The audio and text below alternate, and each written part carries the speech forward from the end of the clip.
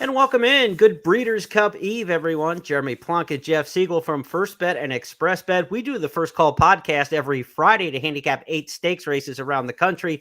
This week, we're moved up a little early because of a ditty called the Breeders' Cup, and we're going to do a lot more than 8 races, Jeff. There are 14 stakes races for the Breeders' Cup.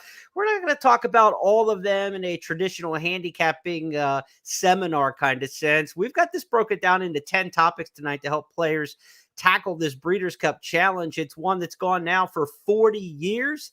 This is the 20th year of the Express Bet and First Bet Breeders' Cup Wager Guide. So we've been digging in for a couple decades here at First Bet and Express Bet. And I know you've seen every one of these Breeders' Cups going back to the first at Hollywood Park. Well, I can guarantee you I saw the first at Hollywood Park. Here it is. There we go. Let's see if I can. There it is. 1984, November 10th. And it says $10 million. Well, that was a cheap outfit back in 84. $10 million in Breeders' Cup versus. I was there. I actually was spotting for NBC. Saved the form. I figured 40 years later, if I was still around, I could show it off. And that's what I just did. But it's actually one of the better Breeders' Cups because I have more confidence this year than I've had in some years because in watching the races at Santa Anita, I think we are going to be bias-free. And we don't have to worry about inside lanes, pro speed, pro closers, outside draw. Track's fast. I've seen horses win on the lead from off the pace. Grass course is very glib, but that doesn't mean it favors one or the other. We saw it today at Santa Anita on grass. Gate the wire winner of the first race, and some horse came from 15 lengths back in a sprint to could beat a nose. It can be done. So we've got some opinions, and it's not just who we think will win. It's how to bet, which horses to include, which horses not to include that might be favored or have short prices. So it's kind of all-encompassing. Eventually, everybody's going to have to make their own decision, but hopefully we can add some fuel to the fire and maybe contribute in some way or another to producing a winning ticket for somebody. If you want the full card picks and that's your deal, be sure to check out the blog section at expressbet.com and on news.first.com. Jeff has his daily What You Need to Know for Santa Anita, where he goes through every race on the card. That'll be posted tomorrow morning for Friday, Saturday for Saturday's big races. So be sure to check out his race-by-race analysis for sure on the blog section. And, of course, inside the wager guide at first.com/guide, we've got analysis of all 14 races, picks from experts across the First family of racetracks and all of our properties. The XBTV crew that's been there in the morning for weeks now, watching and shooting the workouts and evaluating those. The whole team's tuned in. Eddie Olczyk's got his classic all geared up for us as well. So the whole crew's in town. Everybody's ready to go. You can check it all out in the wager guide, first.com/guide. But trust me, we will not be short of opinions tonight or short on picks. If you are watching right now on our live stream at YouTube, be sure to take part in the comments. Those of you on Twitter, at us at Horseplayer Now or at J Siegel Racing. As we go through the show today, we'll try to check up on social media as we go along as well. Any questions you might have for handicapping the Breeders' Cup, we'd love to try to catch those. We may not get to all of them, but we hope to get to some of them. And those that we don't catch in the live show, we'll try to react to in the comment section afterwards or on social media in the next 24 hours or so. But Jeff, it's high time for the Breeders' Cup. We've got 10 topics to handicap with tonight's podcast in terms of the format. And let's just get right to it here. The first topic we're going to talk about is the most probable winner on the Breeders' Cup card. Which one do we think won't lose out of the 14 races? Who could we hang our hat on? Jeff Siegel, we're going to start off on Friday with you, and I've got one for Saturday. Yeah, well, any horse can lose, including Tamara, but she is 4 to 5 in the morning line. And both of her races were outstanding at Del Mar. And I want to bring the point up because I've watched her work since her last race, the Del Mar debutante, and she's worked well. She hasn't worked like a 4 to 5 shot, but she's worked well. Yep. But then here's the key to this, though. She didn't work all that great before her debut. In fact, she wasn't even favored with all the hullabaloo and the about the beholder and this and that. Right. She was not the favorite, and that was primarily due to the fact that she trained okay, but nothing like beholder. But then she goes out there and she just blows my mind by winning that maiden race first time out with a absolutely terrible trip along the rail, checked repeatedly, down on the inside, worst part of the track, took all that dirt away, and finally altered course out and just exploded, which was one of the reasons why she was such a short price in the Del Mar Debutante, won that race easily. So I'm going to assume she's just not that great of a workhorse because she wasn't before her first start, and look what she did. It's hard for me to believe that she won't get better over distance to ground, even though she's stretching out for the first time. She's on the outside here of this work, and still it's a good work, 3/4 and 12 and 3. I mean, she's niggled at in the final stages. She's not completely into the bridle, but this is what Tamara is going to give you in the morning. She gives you a lot more in the afternoon, and even this work is pretty good. I'm not going to, she's ridden out to the end, but I mean, she's a 2-year-old filly. She's going to continue out and gallop out 7/8 and 25 and change, which I hate to be critical of. I mean, most 2-year-olds would love to be able to do that. You know what I'm saying? So I think she'll win. Her mother went long. She'll run longer, I think. And she's got a good post. She's got good stalking, tactical speed. That's why she's 4-5. Tamara, Jeff's most probable winner on Friday in the Breeders' Cup Juvenile Fillies. Hard to argue with that based on John White's morning line again at 4-5. I've got one on Saturday. I don't think the Saturday card just has a lead pipe cinch throughout it. No, we'll talk about some vulnerable favorites a little bit later. So therefore, my horse is not even favored, and I don't think she would go favored as the most likely winner on the card. But you know me, I love a pace advantage, right? Give me lone speed, and I'm usually sold. Give me a race that I scouted and I really liked, and we'll talk about that a little bit later. And I end up with Mauge. I think she's coming out of a really good race. She's in the Breeders' Cup Mile. I love 3-year-old fillies in the Breeders' Cup Mile historically. And this Godolphin color bearer just went wire to wire on the front end at Keeneland last time out. I see no other speed, Jeff Siegel, in the Breeders' Cup Mile. There just is a pace advantage there. And when you give a great horse a pace advantage, they rarely give back that kind of advantage. So I'm on Mauge as the most likely winner in the Breeders' Cup. I'll even say more likely than Tamara. And Tamara is 4-5, but Tamara hasn't gone 2 turns. What we know about Mauge is she's coming out of that mile and 8. She cuts back. She's a Guineas winner in England. I think she's an outstanding miler. She's my top play and most probable winner on the Breeders' Cup card. So when we talk about these most probable winners, these are horses that you want to get in and around when you're talking about your wagers, right? I mean, you want to get to them and through them as you're making your plays throughout the day. Well, she's stalking a stablemate here. She doesn't ever go by. She's not a dirt horse in any way, shape, or form. And she's not being asked. This is not a race, by the way. It may look like it, but it's not. So, I mean, this is all they really wanted her to do. And I mean, she did it fine. I mean, she's dead fit. I wouldn't worry about her in the least. And I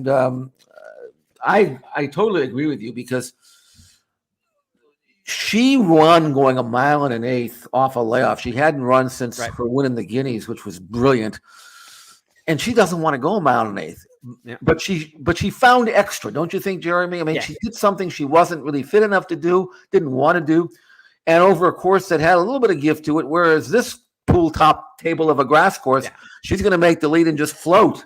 Yeah. You know, it's going to be like an ice skater. So I totally believe that she is the right horse and a good gamble.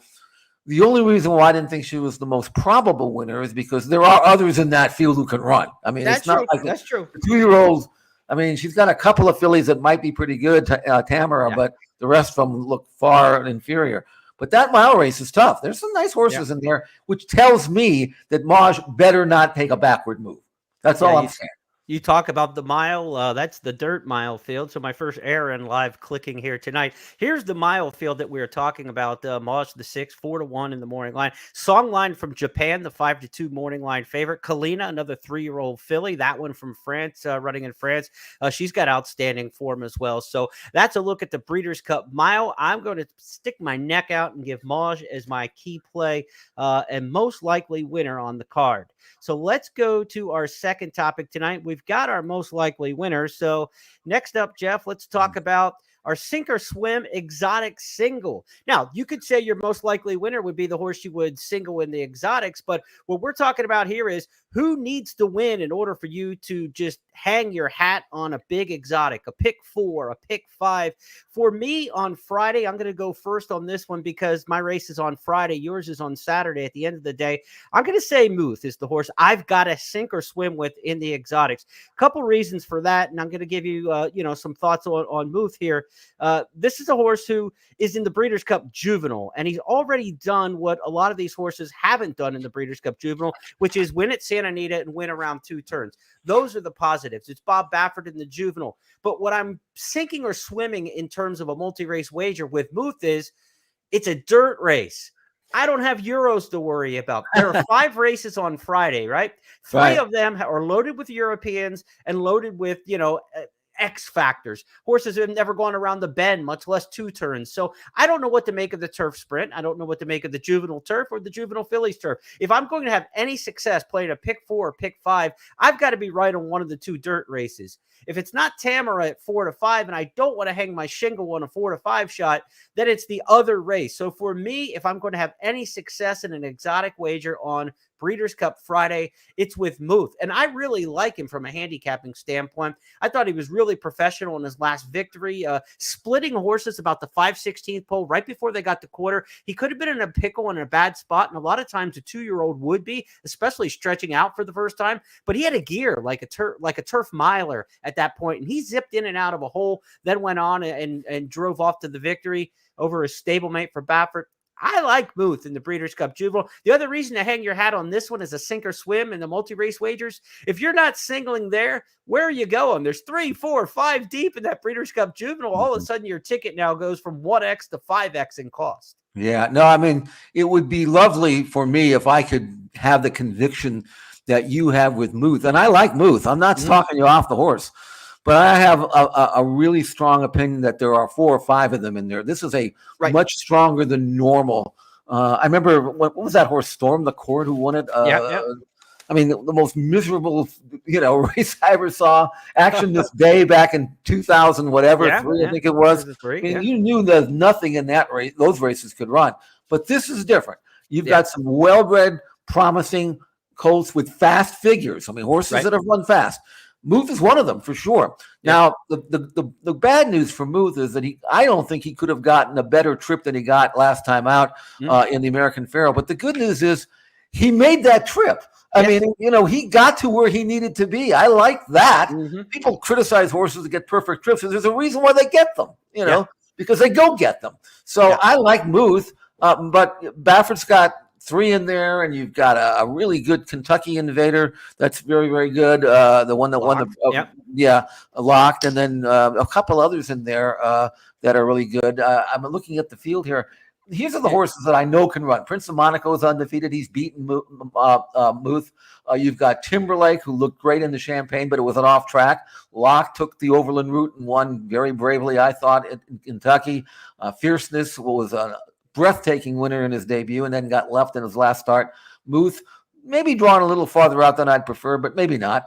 I mean, those are all good colts, and they're all at different stages of development. It wouldn't take a shock for me to see a horse produce a significant forward move at this time of the year.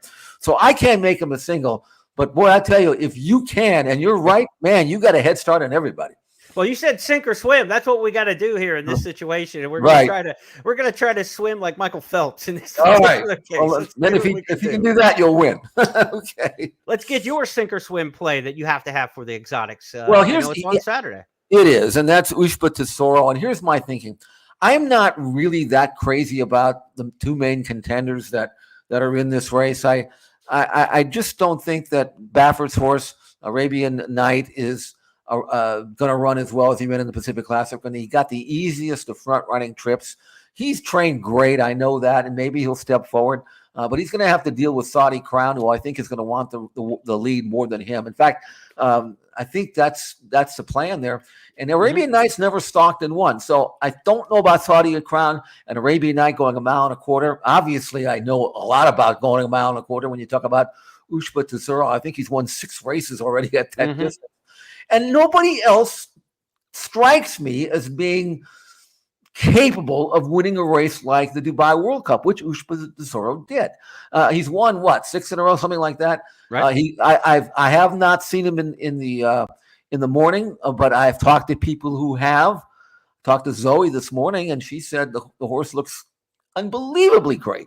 He does have an issue with the gait, but he's run 30 times, so I'm figuring he'll figure it out when he gets there. But that's the only negative on Ushba Tesoro when he's been schooling at the gate. He's been acting up. But other than that, he looks fantastic. He will go 1.25 miles. I believe he will have enough pace to chase.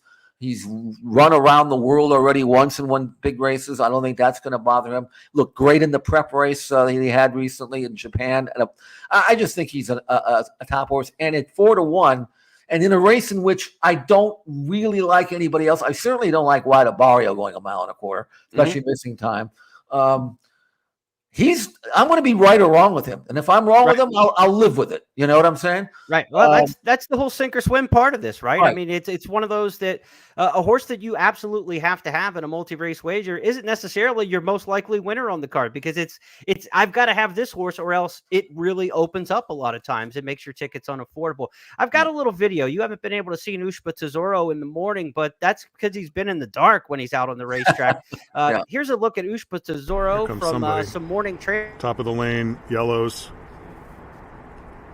Here, top of the turn here.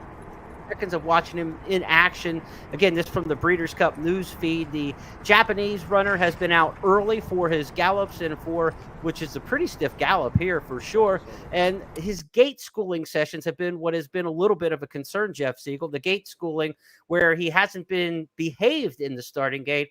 The good thing about it is it's 1.25 miles. The bad thing about the gate position here, and not to knock Ushba Tesoro, because like you say, he's a key to the wagers and one that you're going to stick in on, is when they load in the starting gate. We remember this from when Quality Road flipped out in the starting gate before the Breeders' Cup Classic. That 1.25 miles, the gate's pretty close to kind of like the back wall there at Santa Anita. There's not a ton of room, and we will see. I mean, he's going to have to be on his behavior, but I think you'll know you're going to get the best race out of Ushba Tesoro the moment the gate pops open, right? I mean, if he's standing nicely and he breaks, then may the best horse win. Well, he's a deep closer, but he doesn't have to be. He can lay fairly close if they need him to be. But boy, can he turn it on. He had so much to do in the Dubai World Cup. I thought he had no chance, and he just rolled on by everybody. Now, that was a longer stretch than he'll have here.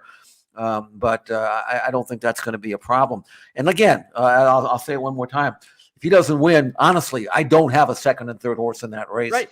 So I might he has to win, or I could put 5 in there and be wrong. So why spend the money? Now, if you're a couple minutes into this podcast and you're like, okay, these guys have given us their most probable winner and the horse they have to sink or swim with in a multi-race wager, and they still sound like they're a little wishy-washy, right? It doesn't have to be this or it doesn't have to be that. That tells you how hard the Breeders' Cup is. If you watch Jeff and I on any of our podcasts, we do a Tuesday show. It's official. We do a Friday show, First Call. You're going to find out we're blatantly honest and brutally honest, right? I mean, if we like something, we will let you know. If we don't like something, we're going to let you know, and it gets us in trouble sometimes. But I can tell you this, that the Breeders' Cup isn't about finding stone cold lead pipe cinches. You're just not going to. It's the freaking Breeders' Cup, man. This is hard handicapping. So when we get to some of these other topics, which are horses that we're a little more creative about, this is where the juices get flowing and you get excited, because Breeders' Cup's not about, I picked 6 on top in 14 races, and they were short prices or something like that. It's about catching 1 or 2 exotics over the course of 2 days that make your entire fall, if not your year. So that's the beauty of the Breeders' Cup. Have a great Breeders' Cup by hitting 2 or 3 big plays, and you'll remember it for a lifetime. I mean, I still remember the Woodbine Breeders' Cup, 1996, like it was yesterday. I furnished my entire apartment back in a day where hitting a trifecta or a superfecta meant, new TVs, new sofas, new everything. I mean, like, have a great day at the Breeders' Cup. You have that by simply hitting 1, 2, 3 really nice ones. And that makes for a lifetime of memories. So we're going to get into some more topics, I think, that are going to be a little more exciting in terms of, okay, now I can see why these guys have their juices flowing. Right now, we started off with kind of the easy ones. Who are the tap-in putts? Who do we think are okay? So let's move on now to our next topic. It's going to be topic 3 here on the show on this Thursday night. The most vulnerable favorite. Now, you start to beat some of these favorites and you get excited about the possibility possibilities of larger payoffs. I'm going to take first up because this is just the way the races go sequentially. Cody's Wish in the Dirt Mile is the morning line favorite. He's the defending champion. I think he's vulnerable in the Dirt Mile. A couple reasons for it. Let's take a look at the field for the Breeders' Cup Dirt Mile. Of course, the 2 is out, already scratched. It was announced Algiers is also out. So we're down to a field of 7. Smaller field size usually puts more emphasis on early speed. A 2-turn mile race like this with a short run to the first turn, even with a decent run-up, again, emphasizes speed. Cody's Wish comes from off the pace. And Jeff, you and I have talked about this a bunch in our podcast over the last year. Cody's Wish around 2 turns isn't as good as Cody's Wish around 1 turn. So I think this pace situation here is not very fast. I don't think he's as good around 2 turns. And I'm not so sure that he's as good now as he was coming into the race last year. So I think Cody's Wish at 9-5, maybe goes less than that with the 2 scratches now. Cody's Wish is going to be a shorter price than that now. I think he's vulnerable, and I think he's going to be beaten as the favorite in the Dirt Mile. Well, I didn't like him a month ago. I didn't like him 3 weeks ago, 2 weeks ago, 1 week ago. But boy, he sure looked good galloping this morning. Yeah. So I don't know. Maybe he'll find a way, and I kind of like hope that he does because I'm a fan of his, obviously. But from a pure gambling standpoint, Bob Baffert should have listened to us about a month ago when we suggested.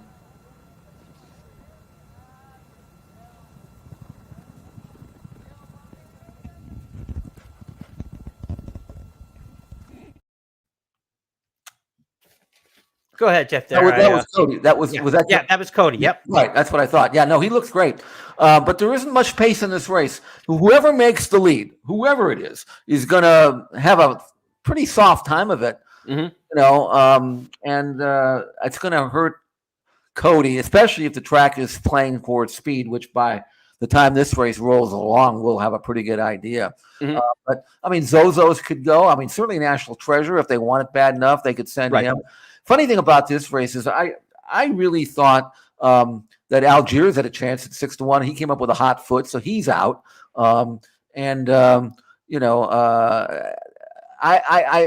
have a great conviction in this race. I even think Skippy Longstocking's got a chance. This is going to be a spread race for me.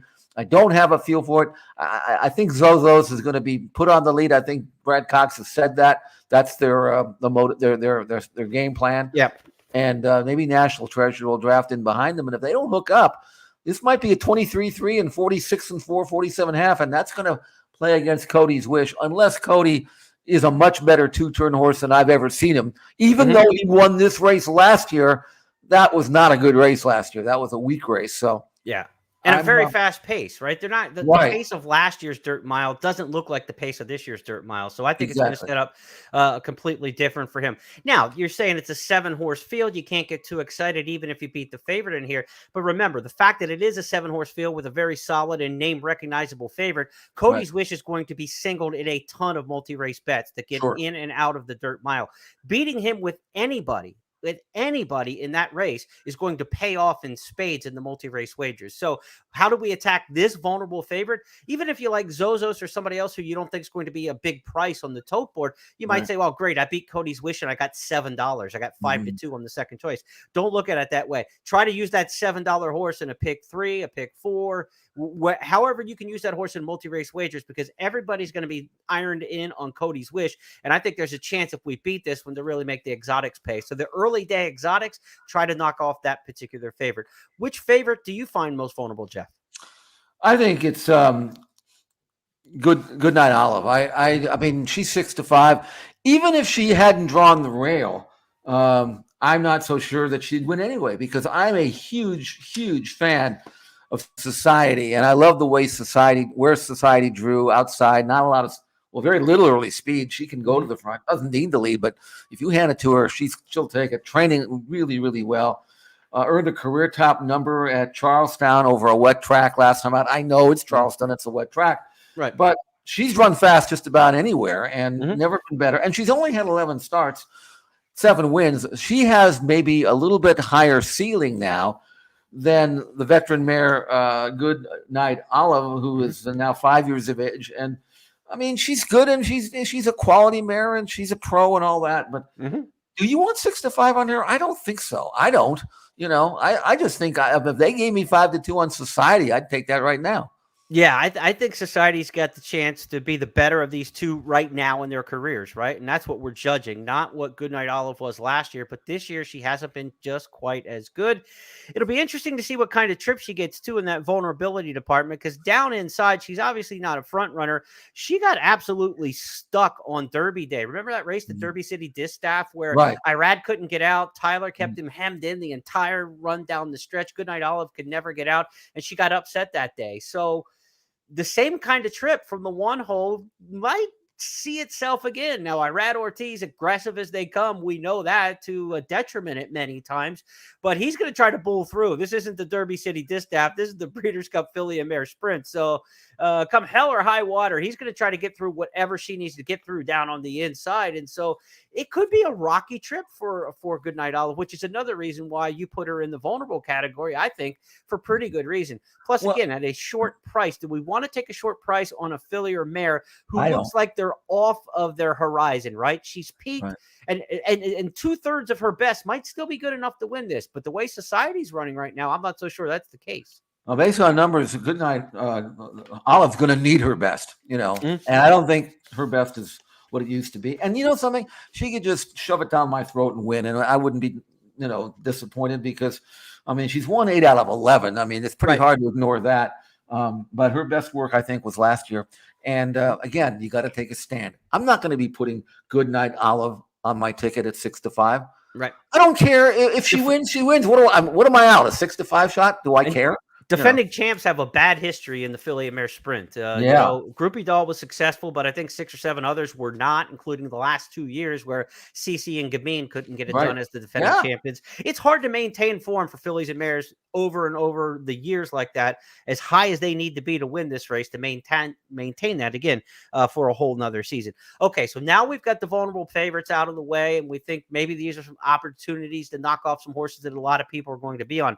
Now, this is probably the most exciting for sure to this point, but maybe the best graphic we've got, I think, for the entire deal.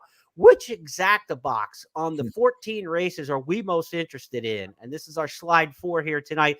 And if you hit these 2 Exactas, folks, you're going to be patting us on the back, and you're going to be coming back and saying thank you, because I tell you what, we've got a couple Exactas, I think, that are going to pay. I'm going to go first just because it's sequentially on the card that way. But in the Filly and Mare Turf on Saturday, you said you heard earlier why I like Maj as the most likely winner on the card. She went wire to wire in winning the Queen Elizabeth II Challenge Cup. The filly who ran second in that race, Lindy, I think has a big chance, that she's going to be 12, 15, 16 to 1 in the Filly and Mare Turf. She's got a great turn of foot. She's going to like the 1.25 and she's going to like that pool table turf course like Jeff is talking about, that top of the ground running at Santa Anita. I think Lindy is going to make a huge run, and I have a ton of respect for Inspiral, the favorite in here. But with Lindy maybe pulling the upset, or at worst finishing second, I think we're looking at a nice Exacta. You're looking at $80 plus on a $2 Exacta, with the favorite winning this one. I'll take 40 to 1 on a horse I really like, and second in the Exacta behind the favorite. Boxing up Lindy and Inspiral. If you're playing an Exacta box in this race, I'd put more money on the combination with Inspiral on top, because you're going to get a shorter payoff there, and the more likely winner is Inspiral. But Lindy has a major upset chance in this race. I'm going to have win money on her. And when we play an Exacta, let's say you're going to play $20 on the Exacta in this race, I'd say play 12 one direction with Inspiral on top, $8 the other direction with Lindy on top. So it's Lindy and Inspiral in the Filly and Mare Turf, Jeff, as my key Exacta on the card. What say you about that? Well, certainly Inspiral, she's never been a 1.25 miles, but she loves fast ground, firm ground. And Daughter of Frankel, her last 2 wins were Group 1 race wins.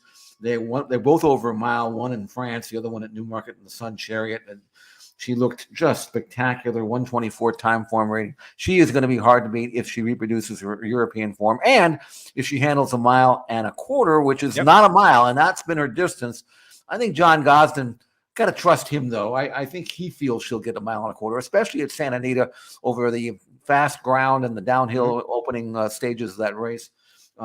As for Lindy, she's a closer for sure. Yep. And I hope she's not too far back, because if she's too far back, there are going to be horses in front of her that that can kick maybe as well as she can. So she better be somewhere, hopefully in the middle, and then have her chance and in the drive. And she's 12-1. I think she's going to be all of that, maybe even higher. Yeah. Because some of these other horses I think might get play.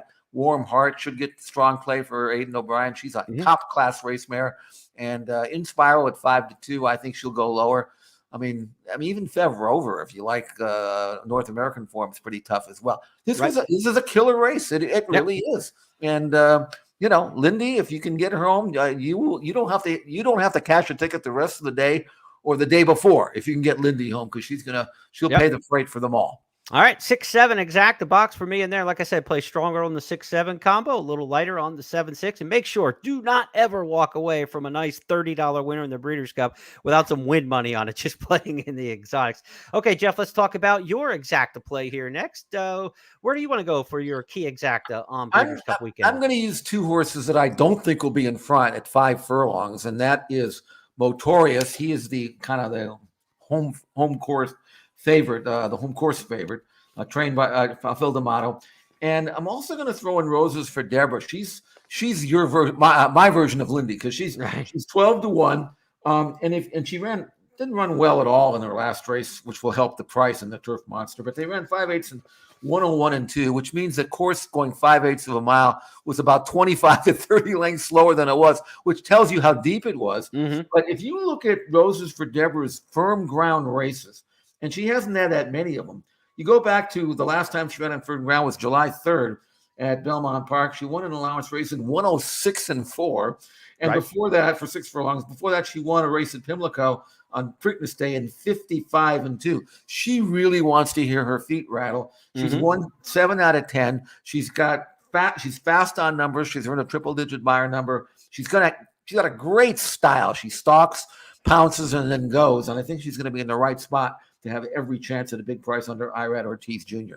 So I'm absolutely going to use Roses for Deborah in my Exacta with Motorius, who is a horse that might be better at 5 than he is at 5.5 or 6, even though he's kind of a mid-pack closer. He has a short run, and when he goes farther, he tends to maybe doesn't kick it in as well. But at 5/8 of a mile, he blasts home, as he did in the Green Flash at Del Mar, 5 furlongs on turf there with the short run in from the top of the stretch to the wire. That may be the shortest stretch for a grass course in North America. And he came from 7th to win by almost 2 and did it easily. And he's trained unbelievably well since. He picks up Flavian Pratt, who knows him well. He's got a lot of wins underneath him. And he's 5-1. I think Motorius is going to fire. Here are 2 horses that are going to really run their behinds off.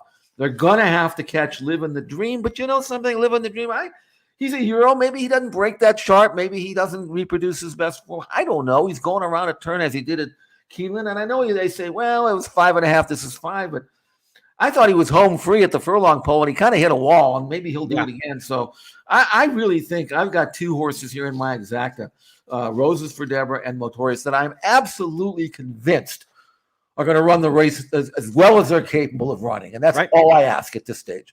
All right, I'm going to help you out a little boost here because I've got a stat for you that you're going to like. They've run the Breeders' Cup Turf Sprint at Santa Anita 7 times in its history.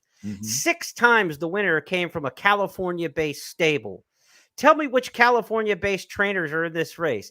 D'Amato. He's got the only ones in here from Southern California. So Tony Ann is in the field. Motorius, your top choice in here. And then Beer Can Man has drawn into the field today. Brad Sell, the 2 scratched today. The 13 one-timer is not going to run. So it's the 14 Beer Can Man drawing into the field. Phil D'Amato's got the only California-based horses in this race. And I agree with you. I think Motorius is the best of that group for the D'Amatos. Tony Ann, an interesting horse down to the inside too, maybe. That she's drawn pretty well in there. Could be a little bit of a price to consider. So Phil D'Amato, hopefully the Californians got him circled. We got a lot of comments coming in from the fans around here. So I'm going to try to read some of these in between. Sure, go ahead. Thanks to everybody for tuning in here. Chris is telling me White Abarrio's last race was 3 lengths better than anybody else in the Whitney. Hard to argue that on speed figures, right, Jeff? I mean, the buyer figures say that race was clearly faster than anybody else. The question with White Abarrio in that last race is that was 1 1/8 miles, right? Now we go the 1 1/4 miles. And he got a look. He did what he did. No question about that. But he got a soft trip. He ran well. Don't get me wrong. but now he's going to face, I believe, will be a much faster pace and at 1.25 miles, and the fact that he's had a messed up training pattern. None of that is the kind of things that I look for in backing a horse in the Breeders' Cup Classic. Again, if he goes out there and reproduces his last race, he'll be tough. I don't think he will, and that's part of handicapping, is trying to figure out whether or not a particular horse is going to run as well as he needs to run or not. And if you can anticipate that and predict properly, you've got a chance to beat a short price horse. Ushba Tesoro, maybe 8-5 is one of the comments we've got in here. And how do we factor the downhill starts into the handicapping? This is one of the questions in here in the queue, Jeff. For people who don't know, the downhill turf course at Santa Anita is that kind of S-shaped curve as they come down and then come onto the course proper. So the first part of these 1.25 mile turf races and 1.5 mile turf races will start on that downhill course. How do you factor that into your handicapping as somebody who's played that track for 40 years? Well, I don't think it's going to bother the Euros. They're used to breaking and then switching off. So you don't want some tearaway horse getting ranked down that hill. They start going too fast. They start breaking themselves. And by the time they hit the mid-stretch, they've already spent half their energy. You don't want that. But the Euros, I don't think, will do that. As for the 1.25 miles, you'd like to be inside. And in Italian, she's not exactly a runoff, so she's going to handle it just fine. And she's got that short dog leg of a inside draw, so that'll promote her chances for sure. But generally speaking, unless you're going 6.5 down the hill, which is the full length of the course, you want a course specialist, because you got to go downhill, you got to go uphill, you got to go right-handed and left-handed, you got to cross the dirt, and experience helps. And you want to see if horses have been able to handle it. Some horses done. I ran a filly a couple of years ago that I thought was going to win, and she was leading, turning into the stretch, crossing the dirt, and then she made a right-hand turn. That was the end of that. If she had been over that course a few times, maybe she would have known what was coming. So it helps to have a run or two over the track. And a lot of times when they're warming the horses up prior to going to the gate, they'll take them back and forth across that dirt so horses can look at it and get used to it, so they don't freak out when they see it during a race. That's a good tip there. Maybe something to keep an eye on the telecast and the coverage. Kind of see who's hanging out down there around the dirt and getting familiar with it. Good tip there from Jeff. Let's go to our next topic. We'll try to get back to some more of those comments from folks. There were some comments about scratched horses still left on the graphics. Easy, people. I'm doing the graphics. I'm trying to do everything here. Some of the horses we got off of the scratches, we're trying to update. Tell them we can, but those were the graphics from earlier in the week when the draw were. We'll give them their money back, okay? Yeah.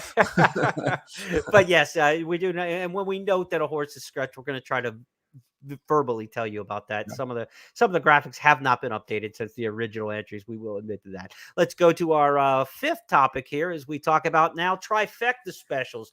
We hit our exactas last topic here. Let's go to the trifecta horses. Who do we think can hit the board? Top 3 finish, maybe not win, but blow up our prices here. Jeff, you've got one from Friday in the Juvenile Fillies Turf.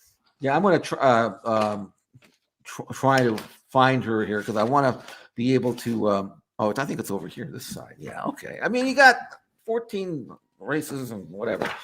All right. Papers everywhere. Yeah. It was easier when you had that old racing form and it was only 7 races. And but by the way, if you ever have a chance to, or ever had the opportunity to pick up a racing form from 40 years ago, you'll be shocked to find out what isn't in there. And you probably look at this and say, where are the speed figures? Where's the fractions? Where you say, how can anybody pick a winner using this thing? And the funny thing is, we seem to manage. I don't know why. Maybe we're spoiled. And maybe sometimes it's better if you don't have all the information. Yeah, I think the buyer figures came along in 92, I believe. Something like that. Around the time when the Racing Times and they started publishing speed figures, then they went out of business and DRF bought them. So 92, somewhere in that ballpark. Yeah. Anything pre-92, we were doing it blind without the speed figures. That's for sure. Talk about Juvenile Fillies Turf here, Jeff. Here's a filly that, and this is a filly named Content. She's number 5 on the program, and she's 15-1, and trained by Aidan O'Brien.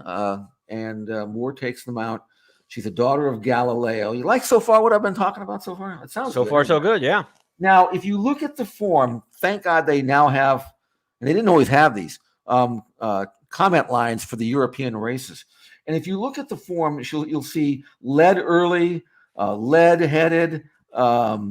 Keen hold, and she looks like a filly who wants to get it on. Well, in her most recent start in the Cura, in a grade 3 event over a mile, right-handed mile, the rider, and obviously per instructions from Aidan O'Brien, he told him, I want this filly dead last early. I want you to grab her, and I want you to anchor her, and I want you to teach her something.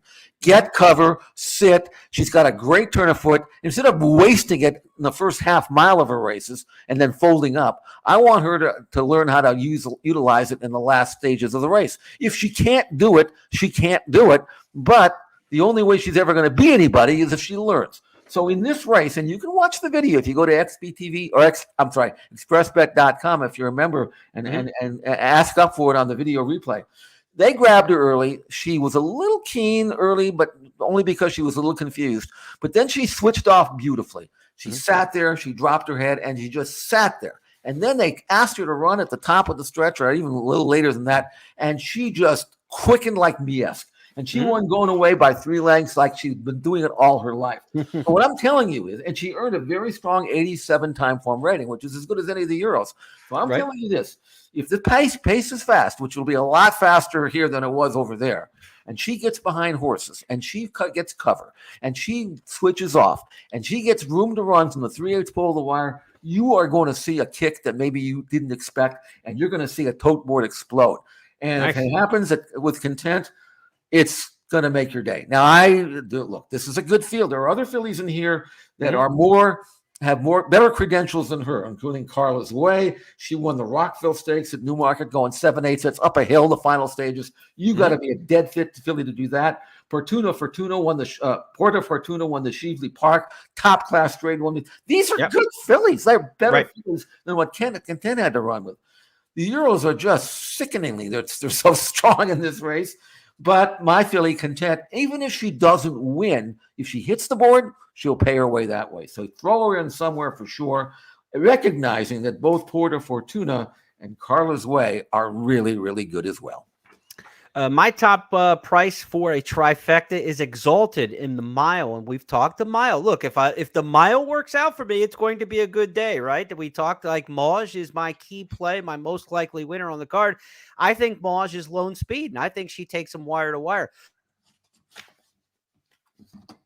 Who sits second in this race is a real question. And whoever sits second is probably going to get a fairly easy trip as well. And I think that might be the very strong working Exalted. Jeff and I took a look at this horse's workout videos earlier in the week, and Exalted is training really well for a Peter Urton barn that's just going bonkers since Del Mar. You get top rider in California, Juan Hernandez aboard.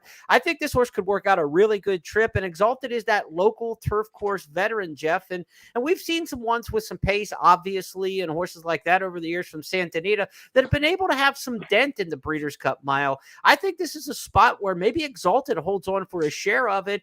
And look, if I'm not right on Maj and Maj doesn't fire at all, Exalted might default onto the lead then. And then you've got a shot where he's the lone speed. So I think there's a lot to like. I don't necessarily like the post position, obviously, but this is why we're playing price horses. And 20-1 in the morning line. And from that post, you might actually get a bigger price because others are scared off from the post position. So we're looking for long shots. We're just looking to hit the trifecta. We're not looking to blow up the tote board with a winner. I like Exalted because if I like the pace for Maj, I got to like it for the horse who's kind of sitting second or third as well. This is a very unique horse, and it is very, very firm. And you look at Exalted, and he obviously loves it. A perfect 4 for 4 at Santa Anita. Now, not necessarily beating the quality of field he's going to have to face. But the one thing I'll say about Exalted, what he has done, what he gives you, you're going to get it. There's nothing in and out about Exalted. Since he's found turf, 5 starts, 4 wins, and a much troubled second in the Del Mar Mile last time out. He's training well. You can see good mover. Isn't he, Jeremy? A really good athlete, very handy. He always seems to sit second or third, which is exactly where you want to be in the mile. And if Maj is up by herself, there's nothing to say that Exalted can't be sitting second or third and then going after her. And he will go after her. I mean, maybe she can't be caught, but if you're looking for an Exacta or some horse at a big price to make that worthwhile, I mean, this horse is like a machine. He's so fluid. He's so relaxed, covers so much ground. And he's going in 47-2. It's not like this is a 51 breeze. And he's a turf horse. Yeah, he's a turf horse. So, I mean, how is Exalted not going to run as well as he's capable of running? Now, you might say, well, there are other horses in here that might be better. Possibly. Kalina, Songline. Yeah. But what you think you're going to get from Exalted is what you're going to get at 20-1. Yeah, if you run 6:12 in here, I'll be very happy. But I'll also be very happy if you run 6-something 12. Because look, two speed horses going out running 1-2 all the way around the track in the Breeders' Cup Mile, probably not likely. Somebody's going to kick from the back. But if that horse who's tracking can hold on for third or fourth for the Super, that's what you're looking for, right? So, if you got Maj on top as your likely winner, like I do, then I'm getting a lot of 6 all 12s in my trifectas, because then I don't care who runs second. And if I can get Exalted to hold on for third, which is what we're talking about here as our key trifecta bombers on the day, that's what we're looking for. So do I expect him to win? No. Do I think he can hold for second, third, or fourth if you're a superfecta player? Absolutely. So that's one to watch in our trifecta specials. All right, let's talk about some prep races that we loved and prep races that we didn't love. We're going to start off with which prep races Jeff and I liked the best. You've already heard this from me. The Queen Elizabeth II Challenge Cup won on the front end by Maj, and then the runner-up Lindy. I think this is a live race towards both the filly and mare turf and the mile. It was run just 3 weeks ago. These horses are fit. They're coming back on short rest, and horses out of the QE2 have come back in the Breeders' Cup before. This isn't like some, crazy shakes here to come back on the shorter rest. But I'll tell you what, I really like this race at Keeneland earlier this year, Jeff, and I'm going to bank that this race has some significance towards two potential divisions. You also have a 2-division race that you're talking about here. It could impact the mile result, and it could impact the turf result. It was the Coolmore Turf Mile at Keeneland. For anybody who didn't see this might have been the race of the meet in Lexington. The front duo, Master of the Seas, has come up the rail, up to 5th. Now seeking to change lanes, still 4 lengths from the front. Annapolis, Master of the Seas, is bearing down from behind. Up to the mark is running late behind Master of the Seas. Set piece down the center of the course. Master of the Seas alongside Annapolis, and up to the mark is coming on. Master of the Seas, up to the mark is there. Master of the Seas, head-bobbing photo. Either Master of the Seas or up to the mark, one of those two in the Coolmore Turf Mile, 134.18. And no rematch between those two, because like the Queen Elizabeth II Challenge Cup, you've got one going one division and one going another. Master of the Seas, the horse who lost that nose bob in this race, comes back in the mile, whereas Up to the Mark, who got there by a nose, is going to stretch out and run in the turf. You like this race a lot. I mean, how do you win a Grade 1 race at Keeneland when they're actually giving you the race, the barn? And they're saying, and if you go back and watch that race, Ortiz hit him once. He wasn't even going to ask him. He's like, well, yeah, maybe I can win it. I don't care, I know, but I might as well win it if I can. So he kind of hit him once from like 50 yards from the wire, and he was up in time. They were giving him the race. It was his first start. They were pointing for the Breeders' Cup, but they didn't want a hard race off the long layoff. And he still won, and he ran fast. And he beat a horse that's a good horse, and a horse that had a perfect trip, got through, and he still nailed him. To me, Up to the Mark, I mean, my first reaction was, how did that happen? Yeah. How did he beat Up to the Mark? How did Up to the Mark get up? They weren't even trying with him. Now, I would have run him right back in the mile, because he's one of these horses that he's not a front runner, but he can lay in the middle somewhere if he has to. Oh, sure. And so now, instead of going 1.5 miles, they're asking him to do something he has never done. They're asking him to run against the Epsom Derby winner and the Irish Derby winner and the Judd Monitor National winner and the Prince of Wales Stakes winner. I mean, oh, by the way, the Champion Stakes horse, the winner from 2 weeks ago, he's in there as well for this measure, King of Steel. So you look at this race. Now, Get Smoking is out. That is correct, right? Okay. That is right. So the pace situation is going to be a little slower, which I mean, now you're talking about riders, and you're going to try to get the jockeys to be in the right spot and move at the right time. And Up to the Mark is a push button horse. He can move. You can do anything you want with him, and he's going to fire. But whether or not he'll be able to kick home like he just did, going 1.5 miles as he did to a mile, is something that I probably, if I owned him, or I wouldn't really want to have to answer that question. I know what he is at a mile. I don't care about the mile. I'm in the money. I just want to win a race. And Up to the Mark, to me, would have a better chance, if for no other reason than the competition isn't quite as steep. But he is such a good horse, and that was such a good prep race. To me, that's the one race that just blew me away in terms of the prep. Some of the other prep races were really good as well, but I expected to see that. I didn't expect to see this from Up to the Mark. Right. Let's talk about some prep races we didn't like, and we're on the Keeneland theme here. We think the Keeneland races are pluses and minuses, both of us. I did not like the Breeders' Futurity at Keeneland for the Juvenile. This is a race that's obviously a prep towards the Friday main event on the main track, and it was won by Locke, and I just thought they made hard work of it in that race, and Locke was able to win, but I was not visually impressed. The numbers say it was faster than it looked to my eyes. Part of that might be the figure history because Locke got such a big number in the previous race. I'm not wild about this race, the Breeders' Futurity, and it's a race historically that I have liked. Remember last year when Forte and Loggins threw it down and ran such a big race? I was really impressed last year. I wasn't sure how those horses would bounce back because it was such a big effort. Locke's effort in the Juvenile, in the Breeders' Futurity at Keeneland, I don't think that makes him the favorite. I know the numbers say, the buyer numbers say he's the favorite for the Breeders' Cup Juvenile. You already know that I like Muth in the race, but I'm anti this race, and that also means the wine steward who ran second in that race, and it took him to the mat the final quarter of a mile in the race in the Breeders' Futurity. So I'm off the 2-year-olds coming out of that race at Keeneland, and everybody knows I'm a Keeneland homer to start with. So if I'm anti something at Keeneland, it means I really don't like it. So that's if I lose, I lose. But I'm against Locke here going in the Breeders' Cup Juvenile, and the horses coming out of that race. I have a different opinion about this. We can, the different, it's what a difference of opinion makes a horse race. Well, that's right. See, I like the race. Here, there's one thing I didn't like about it, and that is he ran too hard. I didn't want him to have to lay his body down and run that hard in his prep race. So that's the negative. But to me, I thought he ran a remarkable race. He was so wide every step of the way. That's a pretty darn good horse. He had to look in the eye in the final 16th of a mile and beat him.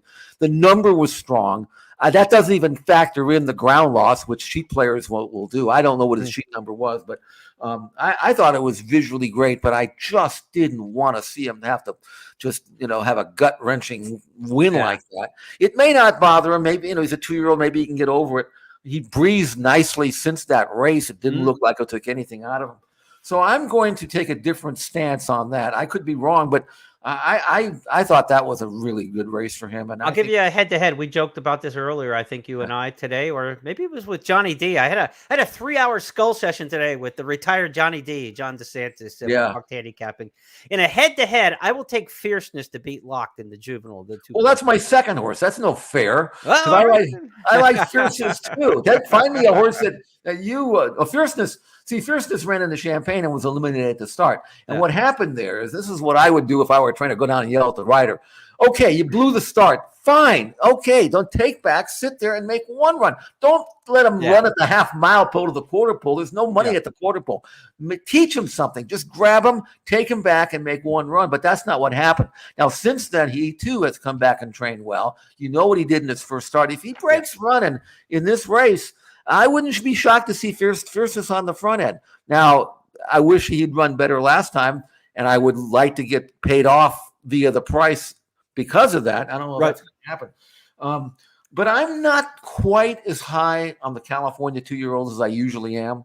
I mean, I think they're good. We're flipped here. This is weird. I don't like the Keeneland 2-year-olds, and I like the Californians. And you don't like the Californians.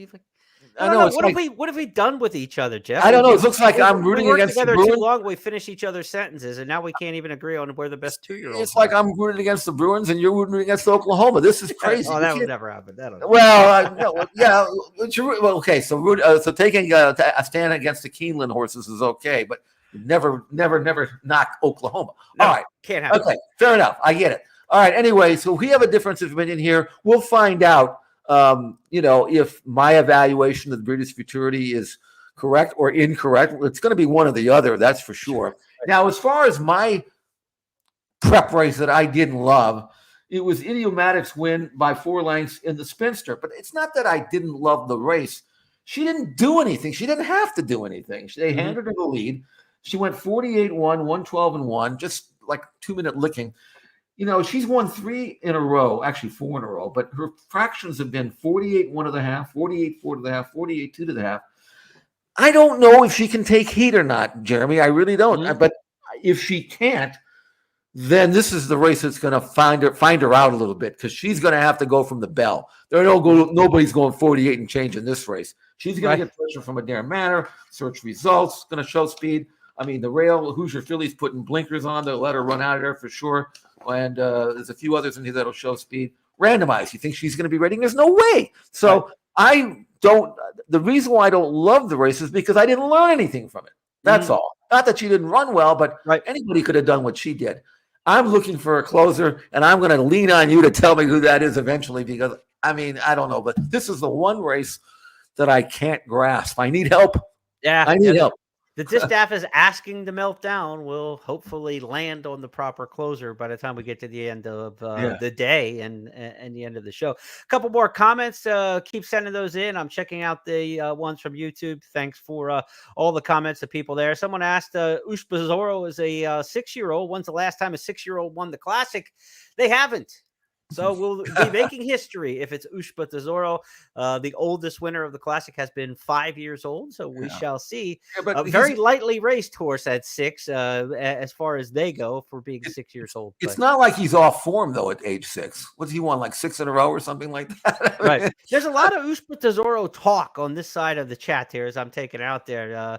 Being a weak field in Dubai, I'm seeing here. Question is, when's the last time a horse from Japan won a Classic race on dirt here in the U.S.? Well, they won the Breeders' Cup Distaff at Del Mar a couple years ago. Yeah. So, it wasn't that long ago and blew up the tote board. But now you're taking a short price to see it happen. So I can see the value argument, right? He's not the favorite. It's difficult to do to come from Japan and win here. Then you should get paid at least. I'll say that. Well, yeah, but here's the thing: it's not like he's 6-5. He won't be. Trust me. Unless the commingled Japanese money shows up, then who knows what he'll be. Yeah, we'll see how the pools shake out. Let's go to our next topic. We've got the preps we loved and didn't love. Who's made the best impression in the morning so far? And hate to say it, but we're landing on the same trainer, not the same horse in here. And Bob Baffert's horses always look good in the morning, so you take some of this with a grain of salt. But I have been highly impressed by what I've seen by Arabian Night in the morning, Jeff. Really, everything he's done in the morning has looked solid to me. He's bringing himself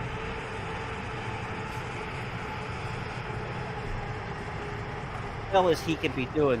Whether or not he's good enough to go wire to wire in a 1.25 miles with the other horse, with Saudi Crown pressing him for the pace, that's going to be determined. But Arabian Night has trained spectacularly since his race at Del Mar in the summer.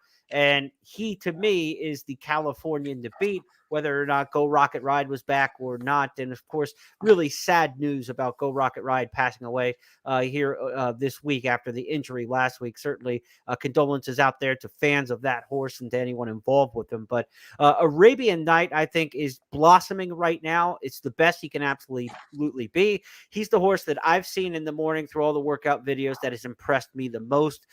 Which one for you?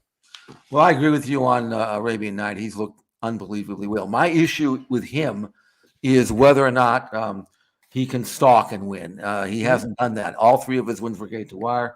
Unless something happens with Saudi Crown, I don't think he's going to be able to outrun him early. He's going to get what most people would consider to be a perfect stalking trip, Arabian Night. It may not be a perfect trip for him, though. That's the whole thing. Right. So, but this is not has anything to do with that. It's just how has he looked in the morning. He's looked just fantastic. Okay, so nothing negative on that. Now, I actually went with another Bob Baffert horse, and it's not just because he works his horses fast, because at the time to me is secondary to how they do it. Arabian Night worked 7/8 and 24. That's fast, but he looked great. And Speedboat Beach worked 3/4 and 11 flat from the gate, and looked like he was going in 114 or 115. He never was asked to drop at all. I mean, he comes out of the gate. It's like he's like galloping. He's not being sent. Look at the strong hold he's got. I thought this was, if I didn't have the watch on this thing, I thought it was going to be a 114 and 115. Right. But he's into the bridle. He's sharp. I mean, he's quick, and he's catching a field without not a lot of early speed in the race. I mean, he's going to be able to probably make the lead here. And if he does, and he's not pressured, and if he can get that opening quarter in 21-4 or something like that, 21-3, and do it like this, he's not going to come back. Now he ties in with another breezer here, which I'm not sure Bob wanted that, because I'm pretty sure he didn't want to go that fast. But when you get into the competition, I mean, Speedboat Beach, He thinks he's in a race now. I Right. mean, the jock says, "Oh, I'm going to go too fast. I can't let this horse run at all. Horses, if I let him run, he's going to go in 9 and change. Then I'll get yelled at and maybe fired." So in the final furlong, he's just galloping along here. Looks like he's finishing up a 3/8 and 37. And he's still going to get up and win the workout from a workmate who only worked half the distance. That's 111 flat from the gate, for crying out loud. Yeah. I mean, how much better can you work than that? And don't forget his last race, which he got beat on a whisker in the Santa Anita Sprint Championship, losing to a horse who was beating the nose in the Breeders' Cup 2 years ago, Dr. Siegel. I mean, he was a short horse that day. Now that work came after that race. How much more better, faster, and fitter is Speedboat Beach going to be in this race, especially over a track that's going to be very fast? That to me was the work of the day, the work of the week, the work of the month. Yeah, and Speedboat Beach has got a lot of steam behind him right now, a lot of momentum. Handicappers like what they see from him. It's not the toughest sprint we've ever seen. Elite Power, the defending champion, is back. You could argue his form, other than getting beat by a Gunite last time, is as good as it was coming into last year. There's not a lot of knocks on Elite Power. He's an elite sprinter. Yeah. This is a good edition of the sprint, but I don't think it's an overwhelmingly great edition of the sprint. But I think it's a very good one. You know, you've got horses like the Chosen Vron, who's just run off win after win after win. Gunite is very good, and he's back to doing one-turn things like he should be after the misplaced race at Parks. He really shouldn't have been in that 2-turn race. I don't think that's going to, be his calling card, obviously, when his career postscript is written. So a good edition of the Breeders' Cup Sprint, probably, a little above average, but I don't know if there's like a Hall of Fame type sprinter in this race. So it's one where Speedboat Beach is the right horse right now, right? Second, third off the layoff, and he's getting good. I think it is. And Chosen Vron, I mean, you talk about a pro. The only question mark I have with him, and maybe I shouldn't have it, but it's there in black and white. He's run 17 times. He's only broken the Bayer 100 mark twice. He's not particularly fast on numbers, but he always wins. Maybe he's the kind of horse that only runs as fast as he needs to. And he's fresh. 7 out of 8 lifetime over the Santa Anita main track. That's a pretty tough number to buck. And I don't know whether he'll win or not, but the Chosen Vron somewhere along the way is going to loom a threat. And you don't want him breathing down your neck in the final furlong, because if he sees you, he'll beat you. Yeah. Good comment in the chats. DW says, I've watched too many vids on these races and I've heard so many different opinions. One person loves this horse. One person hates the same horse. I think you're better off doing your own handicapping. I 100% agree, DW. Do your own handicapping. What we're doing is helping the process of there are 150 horses. There are 14 races.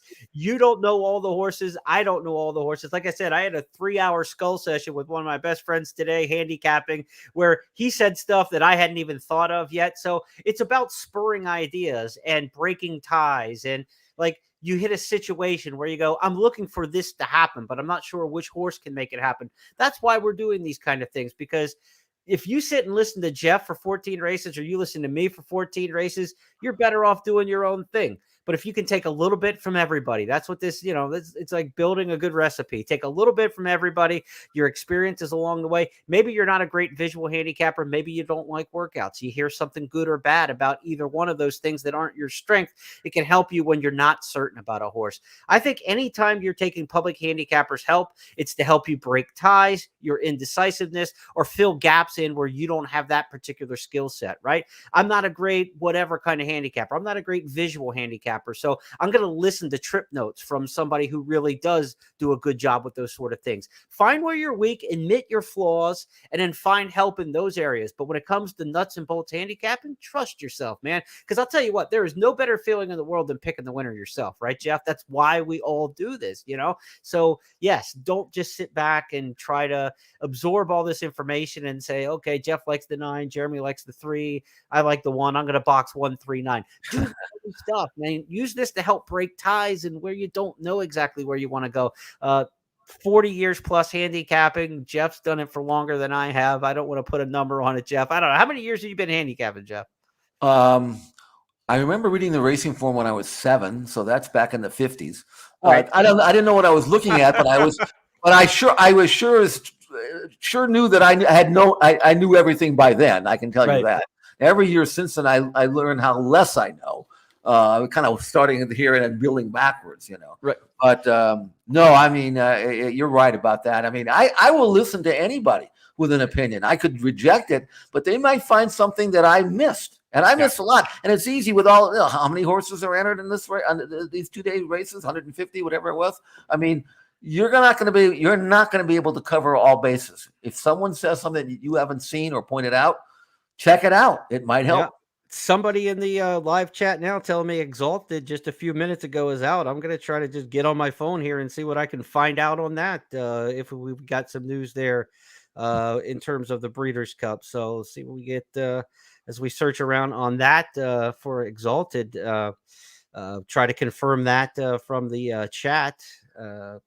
I Go thought ahead, Jeff, while I look around a little bit. I thought I had seen that, but they kind of piecemeal the scratches here. That's not like they don't come off like on the morning of the day. You get scratches on Tuesday, Wednesday, Thursday, we'll have some tomorrow as well. And it's hard to keep track of them all. And because I hadn't actually considered Exalted anywhere near as strongly as you had, I wasn't paying that attention. It kind of went in one ear out the other. So I'm not sure if that's correct or not, but I wouldn't be surprised if it is. I will pop in here, see what we can find on the old Twitter bug.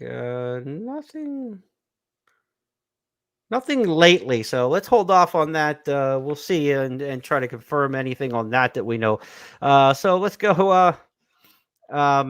Next up, let's see where we're going with this, Jeff. We did our best morning impression. Okay, so now we're going to talk a quick one on a little bankroll builder here. There are undercard races, several of them on Friday, and then 2 on Saturday, and then there'll be one at the end of the card. So if the Breeders' Cup races are a big challenge, which they always are, and you prefer the regular old races at Santa Anita or local track USA, we've got a couple plays for you on the undercard. So let me find that for us. That's going to be screen number 9 here. So our bankroll builder, these are 2 horses we're looking for on the undercards. Jeff's got one on Friday. I've got one on Saturday. Jeff, you like Private Gem in the 4th race on Friday. Give a quick little synopsis there why you like that one. Here's a colt, 2-year-old colt by Lookin' Unlucky. He ran won his debut October 20th. He won by a nose. And he was claimed for $50,000 by Mark Gladd, who's a very shrewd trainer, has a good eye for a horse. Now, if you look at the running line, he won the race by nose, but take some time and check out the race. It's on. You could do it at ExpressBet. Call it up there on the video replay. CalRacing.com has it. Watch Private Gem's race and tell me that even though he won by a nose, he probably was. And this is not an exaggeration. It's what I believe. He was 5 lengths the best in that race, first-time starter. He had the most brutal trip I've ever seen for a first-timer. He was in the box. He was between horses. He was trapped inside, outside. There was a horse in front of him, a horse behind him, checking and steadying and checking and steadying, enough for any horse to just wave the white flag and stop running. Right. Turning into the stretch, he tried to rally again, got shut off, completely lost his path, had to alter his course, still had 2 to 3 lengths to make up with well inside the 16 pole, and then went and got up and won by a nose and galloped out way in front. I mean, it was an amazing performance, and he earned a 60 buyer number, which doesn't sound great, but that's good enough to win the Golden State Juvenile, in which Mark Gladd is running him back in. He's not running back in a starter race. He's not running him back for a tag. He's not running back in a now what is it 2. He's running in a $175,000 stake with an extra furlong to work with, 7/8, and he gets Flavie and Pratt, and he is 8-1 on the morning line. I mean, if you don't bet any race in 2 days, bet this one. All right. Private Gem is going to make my bankroll. I hope he makes yours too. All right. That's Private Gem in the Golden State Juvenile, race number 4 on Friday. I'm going to take you to the second race. It's right before the Breeders' Cup races start in race number 3 on Saturday, to the Twilight Derby.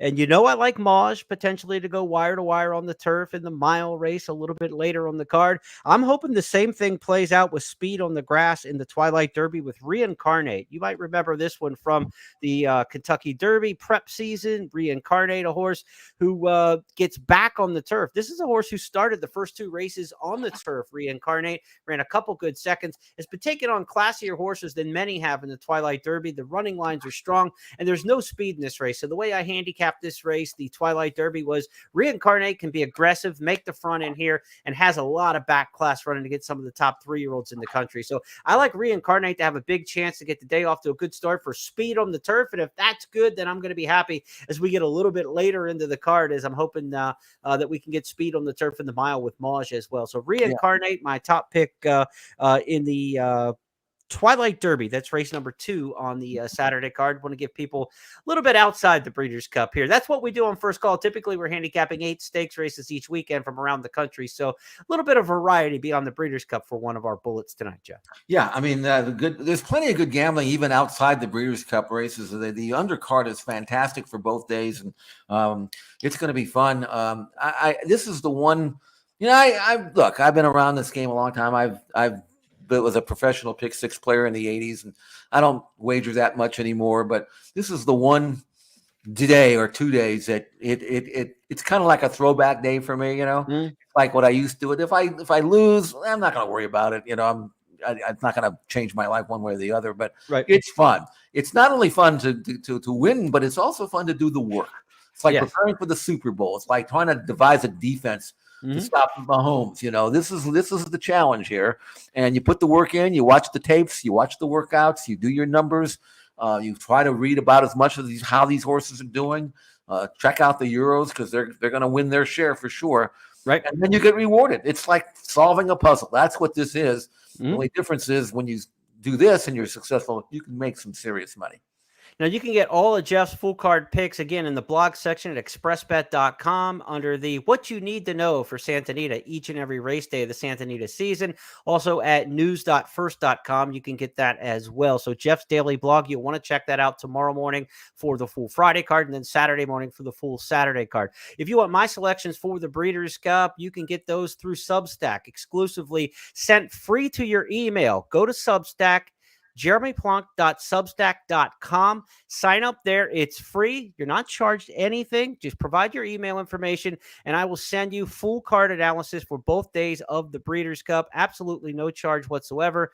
We want to get you on that Substack list, so sign up for that, and I will be publishing all of that directly to customers, fans, I guess, as you will, not customers, because you're not paying anything, or you're paying the ultimate price, which is absolutely nothing but your time and your energy, and happy to provide that for everybody out there. So free handicapping information. We'll have stuff too throughout the year, not just on Breeders' Cup Day. So be sure to sign up for that. Again, there's no gimmick. There's no catch. Anybody knows me. I've been around 30 years. I'm as honest as it comes in this game. We're not going to charge you anything down the line or anything like that. So if you want to sign up for that Substack and get all the free information in print form and written form so you can print it out and take it with you, you'll be able to get that. Again, jeremyplonk.substack.com.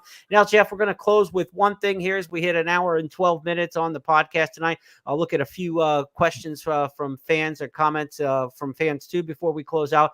But want to get something here on the closeout. If the Breeders' Cup is going to be a major success, what's going to have to happen? So let's take a look at our final topic here tonight. I'll have a great Breeders' Cup if, and I'll let you start things off because you're a better man than me.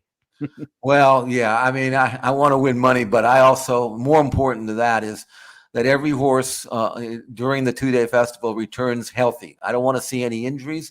I want a clean, positive experience for the 2 days. We've had some bad luck already this week. I hope that's out of our system.